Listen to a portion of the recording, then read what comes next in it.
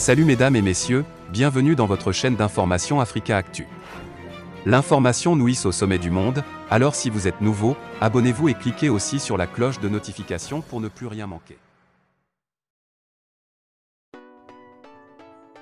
Un journal français fait le lien entre les massacres de Boutcha en Ukraine et ceux de Moura au Mali.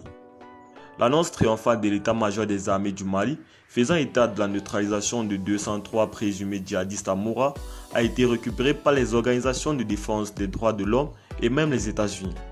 En effet, selon l'éditorial de la version en ligne du journal français Le Monde, en date du 4 avril 2022 paru sur lemonde.fr, l'ONG Human Rights Watch porte le bilan à environ 300 hommes civils, dont certains soupçonnés d'être des combattants islamites.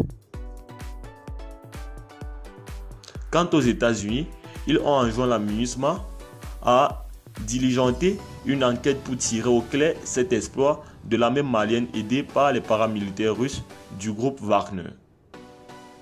Au même moment, dans l'actualité internationale, il est question de la guerre en Ukraine et du repli des soldats russes laissant derrière eux un paysage de désolation fait de cadavres de civils selon les commentaires de la presse occidentale.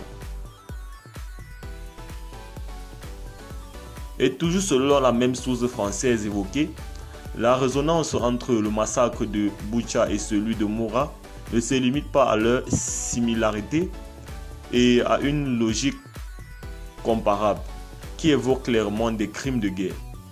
Elle tient à l'implication dans les deux cas de forces aux ordres de Poutine, puisque sont avérés les liens de la milice Wagner avec le président russe actuel.